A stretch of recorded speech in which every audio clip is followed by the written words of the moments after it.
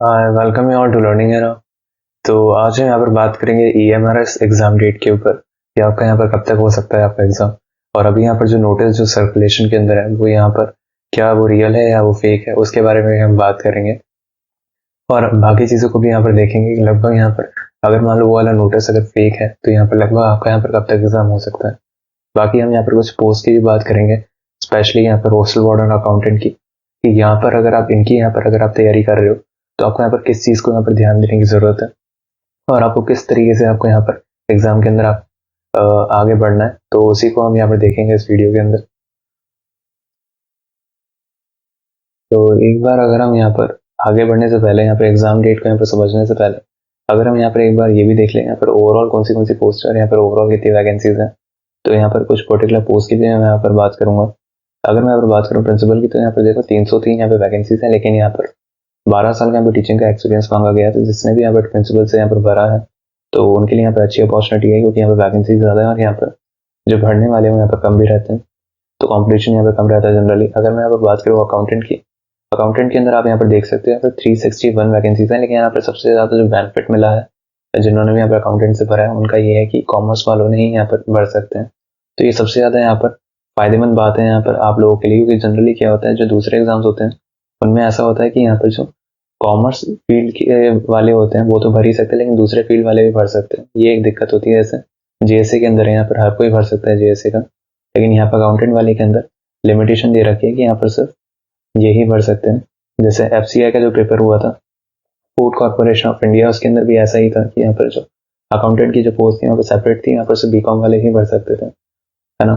तो यहाँ पर भी सेम है। तो यहाँ पर अच्छी खासी अपॉर्चुनिटी है। लैब अटेंडेंट और JSA की जो कट ऑफ है वो यहाँ पर फिर भी आपको थोड़ी ऊपर देखने को मिलेगी, है ना। वो उसका रीज़न ये भी होगा मेनली क्योंकि यहाँ पर सभी यहाँ पर भर सकते हैं। आप इनका क्वालिफिकेशन भी देख सकते हो। अगर मैं यहाँ पर बात करूँ अकाउंटेंट की तो आपको यहाँ पर मेन फोकस आपको यहाँ पर अकाउंटेंसी पे ही करना है, क्योंकि यहाँ पर अकाउंटेंसी आपके यहाँ पर 40 नंबर कैरी करेगी और बाकी यहाँ पर जितने भी वेटेज है तो वो यहाँ पर अलग अलग यहाँ पर कैरी करेंगे, वो थोड़े कम वेटेज रखते हैं बाकी के सब्जेक्ट। अगर मैं यहाँ पर बात करूँ इंग्लिश और यहाँ पर हिंदी तो यहाँ पर दोनों ही आपके आने वाली है, 10-10 मार्क्स वो ईच कैरी करेगी।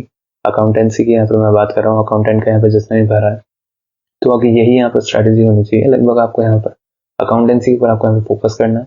ये वाला वीडियो ज़्यादा बड़ा नहीं हो जाए इसलिए हम इसको डेप्थ के अंदर हम डिस्कस नहीं कर रहे हैं।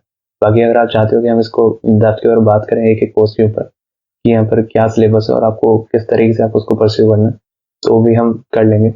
बाकी अगर हम यहाँ पर बात करें अकाउंटेंसी की तो यहाँ पर लगभग आप ये मान कर चल सकते हो कि आपको इसी के ऊपर ही आपको पूरा फोकस करना है, क्योंकि जनरली जितने भी एग्जाम होते हैं उसके अंदर ऐसा होता है कि जो वेटेज होता है अकाउंटेंसी का वो कम रह जाता है, लेकिन इसके अंदर ऐसा नहीं है। अभी मैक्सिमम वेटेज अकाउंटेंसी का है तो आपको उसी को ही सबसे पहले खत्म करना है, उसके बाद ही आप आगे बढ़ना किसी भी सब्जेक्ट के ऊपर। अब मैं यहाँ पर बात कर लेता हूँ दो पोस्टों की। अगर मैं यहाँ पर बात करूँ ट्रेन ग्रेजुएट टीचर TGT की, तो यहाँ पर जो वैकेंसीज है यहाँ पर अच्छी खासी 5660 है इसके हिसाब से। और अगर मैं यहाँ पर बात करूँ हॉस्टल वार्डन की तो यहाँ पर देखो कोई भी भर सकता था हॉस्टल वार्डन का, और यहाँ पर ये मेल और फीमेल दोनों के अंदर डिवाइडेड है हॉस्टल वार्डन की जो वैकेंसीज है। लेकिन ओवरऑल क्या है आपको यहाँ पर अगर आप हॉस्टल वार्डन की अगर आप तैयारी कर रहे हो तो यहाँ पर काफ़ी चीज़ें यहाँ पर पूछे जाने वाली हैं आपके साथ एग्जाम के अंदर, क्योंकि वहाँ पर एक तो पॉस्को एक्ट भी आएगा आपके लिए। साथ साथ आपके सामने ये भी देखने को मिलेगा कि यहाँ पर एडमिनिस्ट्रेटिव एप्टीट्यूड कर भी है, जिसके यहाँ पर मैक्सिमम वेटेज है, जो कि आपको यहाँ पर ध्यान देना पड़ेगा अगर आप यहाँ पर हॉस्टल वार्डन की अगर आप तैयारी कर रहे हो। जनरली वाला सेक्शन आसान आता है ना, लेकिन उसके ऊपर आपको थोड़ी बहुत अगर आप मेहनत करना चाहो तो आप कर सकते हो सिलेबस को यहाँ पर देखकर। और अगर मैं बात करूँ यहाँ पर ICT की नॉलेज भी पूछी जाएगी आप लोगों से। ICT की नॉलेज का मतलब है यहाँ पर कंप्यूटर एप्टीट्यूड जो है आपका, यहाँ पर आपको कंप्यूटर की आपको अच्छी खासी तैयारी करनी है अगर आप हॉस्टल वार्डन की कर रहे हो। साथ साथ आपको यहाँ पर पॉस्को एक्ट भी देखना है, आपको यहाँ पर साथ एडमिनिस्ट्रेटिव एप्टीट्यूड भी देखना है। तो ये सारी चीज़ें यहाँ पर आने वाली हैं आपके साथ अगर आप हॉस्टल वार्डन की तैयारी कर रहे हो।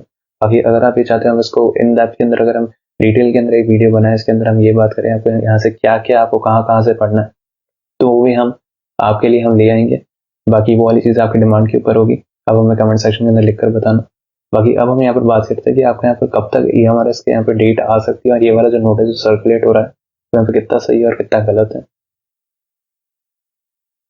तो अब हम एक बार इस वाली चीज़ को ये देख लेते हैं कि EMRS एग्जाम डेट का यहाँ पर जो नोटिस है इसके अंदर यहाँ पर जो डेट्स बता रखी है यहाँ पर 16, 17, 23 और 24 दिसंबर की यहाँ पर बता रखी है। काफ़ी लोग इस चीज़ के अंदर परेशान है कि ये वाली चीज़ सच है या झूठ है। तो देखो बेसिकली बात क्या है कि ये वाला जो नोटिस है ये लोग ये कह रहे हैं कि ये वाला जो नोटिस है वो बेसिकली आपस में यहाँ पर कम्युनिकेशन चल रहा है, इस वजह से ये वाला ऑफिशियल साइट के ऊपर आपको देखने को नहीं मिल रहा। वो वाली बात से मैं एग्री करता हूँ कि हाँ ठीक है ये वाली बात कि ऐसा भी हो सकता है, लेकिन बेसिकली बात क्या है कि यहाँ पर जब तक आपके साइट पर आपके यहाँ पर कोई इन्फो नहीं आती तब तक आप किसी भी नोटिस के ऊपर आप विश्वास मत कीजिएगा, क्योंकि जनरली होता ही है कि इस टाइप के नोटिस बहुत ज़्यादा फैलाए जाते हैं, ठीक है। और आप सोचोगे कि ऐसा क्यों होता है, तो ऐसा जनरली होता है। अगर हम यहाँ पर बात करें सीजीएल की, तो सीजीएल 2022 के अंदर भी ऐसा ही हुआ था कि यहाँ पर जब रिजल्ट के लिए लोग इंतजार कर रहे थे तो ऐसे ही किसी ने उठाकर एक नोटिस निकाल दिया कि इतने परसेंट यहाँ पर गलतियां अलाउड हैं या ये सारी चीज़ों का नोटिस एक पूरा तैयार कर दिया, ठीक है।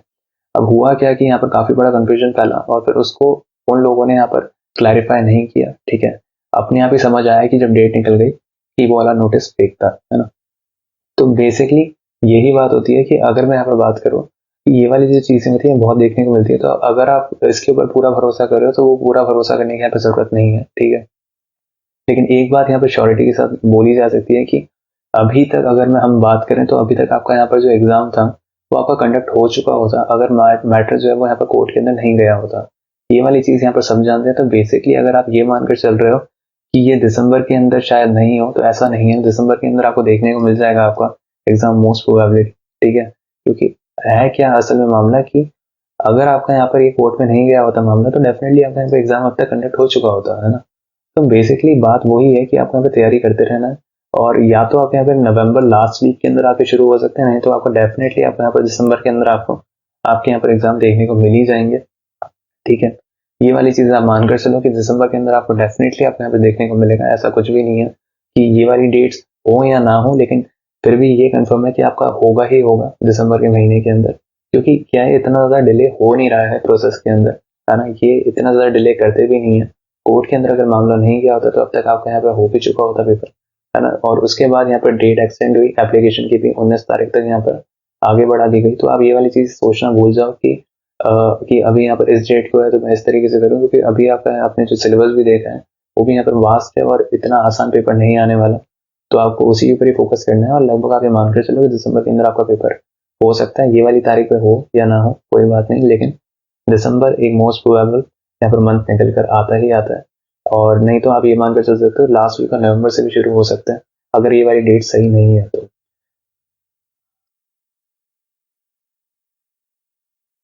ऐसी और वीडियोस पाने के लिए हमारे चैनल को सब्सक्राइब कर सकते हो, हमारे साथ टेलीग्राम चैनल पे भी जुड़ सकते हो। इसका लिंक आपको डिस्क्रिप्शन सेक्शन के अंदर मिल जाएगा।